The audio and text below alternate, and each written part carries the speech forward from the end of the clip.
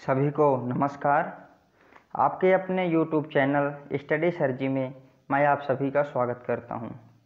आज के इस वीडियो के माध्यम से एनसीईआरटी के हिंदी पुस्तक वसंत के पहले पाठ ध्वनि के अभ्यास कार्य को करेंगे। आप लोगों से अनुरोध है, यदि आप चैनल पर नए हैं अथवा अभी तक चैनल को सब्सक्राइब नहीं किया है तो कृपया चैनल को सब्सक्राइब करें, बेल आइकॉन दबाएं ताकि आने वाली वीडियो का नोटिफिकेशन आप तक पहुंचता रहे। यदि आपने ध्वनि नामक पाठ से संबंधित जो पहला वीडियो है, यदि आपने उसे नहीं देखा तो कृपया उस वीडियो को पहले देख लें ताकि आपको पाठ आसानी से समझ में आ जाए और इस पाठ के प्रश्नोत्तर करने में आपको किसी भी प्रकार की दिक्कत ना हो।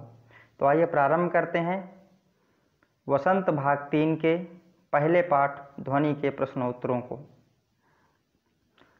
सबसे पहले कविता से जो पहला प्रश्न है, कवि को ऐसा विश्वास क्यों है कि उसका अंत अभी नहीं होगा।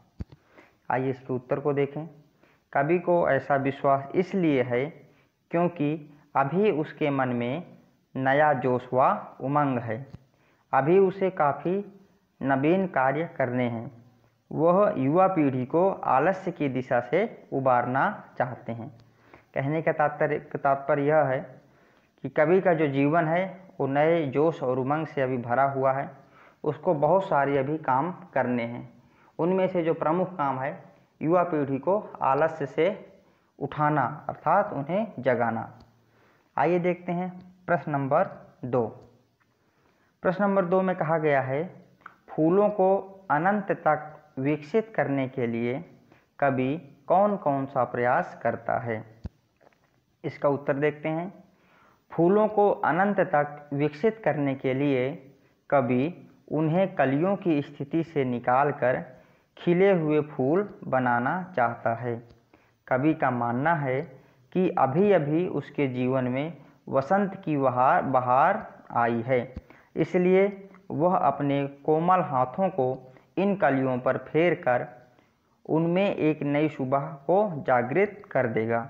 वह उनके आलस्य को दूर भगाकर और उनमें उत्साह का संचार कर देना चाहता है। आइए देखते हैं प्रश्न संख्या 3। प्रश्न संख्या 3 में कहा गया है, कवि पुष्पों की तंद्रा और आलस्य दूर हटाने के लिए क्या करना चाहता है। आइए इसके उत्तर को देखें। कवि पुष्पों की तंद्रा और आलस्य दूर हटाने के लिए उन पर अपना हाथ फेरकर उन्हें जगाना चाहता है। वह उनको चुस्त, प्राणवान, आभावान व पुष्पित करना चाहता है।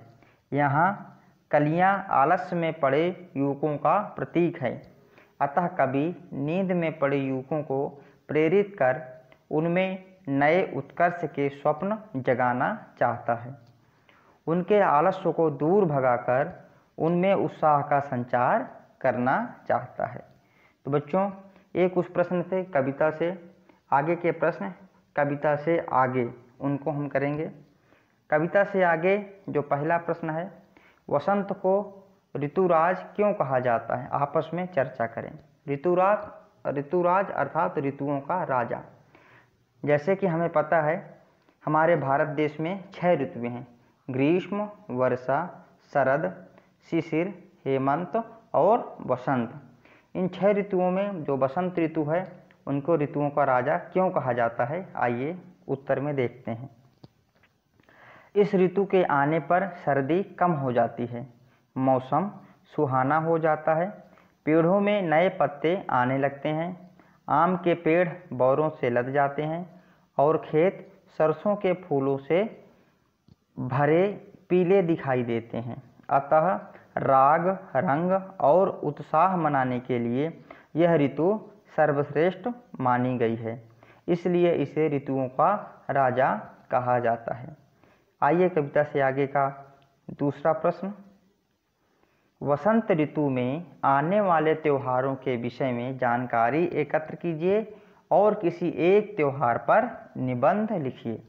देखते हैं वसंत ऋतु में कौन कौन से त्यौहार मनाए जाते हैं। सबसे पहला वसंत पंचमी, जो इस ऋतु के ही नाम से है। वसंत पंचमी को हम सरस्वती पूजा के नाम से भी जानते हैं। दूसरा है महाशिवरात्रि और होली। इसके अलावा और भी कई सारे त्यौहार होंगे, जैसे वैसाखी भी इसी ऋतु में मनाई जाती है। यदि आप और त्योहारों का नाम जानते हैं तो आप उन्हें भी लिखें, और जो भी आपका प्रिय त्यौहार हो उसके ऊपर एक निबंध भी लिखेंगे। आइए देखते हैं प्रश्न संख्या 3। प्रश्न संख्या 3 में कहा गया है, ऋतु परिवर्तन का जीवन पर गहरा प्रभाव पड़ता है। इस कथन की पुष्टि आप किन किन बातों से कर सकते हैं। आइए लिखते हैं, उत्तर इसका देखते हैं। ऋतु परिवर्तन का जीवन पर गहरा प्रभाव पड़ता है। उसके खान पान, उसके पहनावे, उस समय के त्यौहार, उनका स्वास्थ्य पर प्रभाव। अतः जैसी ऋतु परिवर्तन होगी उपरोक्त बातें भी उसी के अनुसार होंगी। कहने का तात्पर्य यह है, जिस प्रकार की ऋतु होगी, जैसे अगर सर्दी की ऋतु है तो उसका खान पान, उस समय के पहनावे, उस समय के त्यौहार और उस समय हमारे जो स्वास्थ्य पर प्रभाव पड़ता है वो अलग होगा। लेकिन जैसे ग्रीष्म ऋतु आ जाएगी, गर्मी की ऋतु होगी, तो उस समय पहनावा कुछ दूसरा हो जाएगा, खान पान की चीज़ें भी बदल जाएंगी और उस समय के त्यौहार मनाने के तरीके भी हमारे बदल जाएंगे, और स्वास्थ्य पर उस समय जो प्रभाव पड़ता है वो भी सर्दी की ऋतु से अलग हो जाएंगे।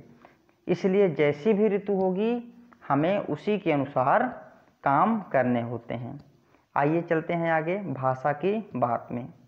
भाषा की बात में जो सबसे पहला प्रश्न है, निम्नलिखित पुनरावृत्त शब्दों का वाक्य में प्रयोग कीजिए। अर्थात कुछ नीचे शब्द दिए गए हैं, इनका हमें वाक्यों में प्रयोग करना है। सबसे पहले बातों बातों में। बातों बातों में कब घर आ गया पता ही नहीं चला। दूसरा शब्द है रह रह कर। कल रात में से रह रह कर बारिश हो रही है। अगला शब्द है लाल लाल। राम के गमले में लाल लाल टमाटर उग गए हैं। अगला शब्द सुबह सुबह। दादी जी सुबह सुबह ही उठकर तैयार हो जाती हैं। अगला शब्द है रातों रात। ईश्वर की कृपा से राम रातों रात अमीर हो गया। अगला शब्द है घड़ी घड़ी। घड़ी घड़ी शिक्षक उसे पढ़ाई में ध्यान लगाने के लिए टोकते रहते थे। तो बच्चों ये कुछ शब्द थे जिनके वाक्य नीचे बना करके दिखाए गए हैं। आप प्रयास करिएगा इन शब्दों के अलग ही वाक्य बना करके अपने उत्तर पुस्तिका में लिखेंगे। आइए चलते हैं अगले प्रश्न में। अगला प्रश्न विशेषण से संबंधित है। आइए जानते हैं विशेषण किसे कहते हैं।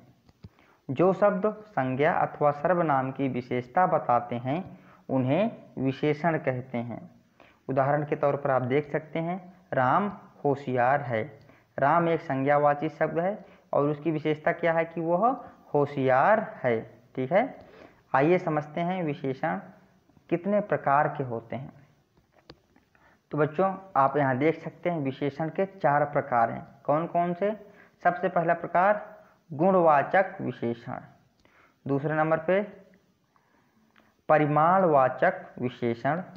तीसरे नंबर पे संख्यावाचक विशेषण और चौथे नंबर पे सार्वनामिक विशेषण। आप लोग प्रयास करिएगा इन विशेषणों जितने भी प्रकार के विशेषण हैं प्रत्येक विशेषण के 2-2 उदाहरण अपनी कॉपी में लिखेंगे। तो बच्चों इस प्रकार हमारा ये पहला पाठ ध्वनि के प्रश्न उत्तर पूरे होते हैं।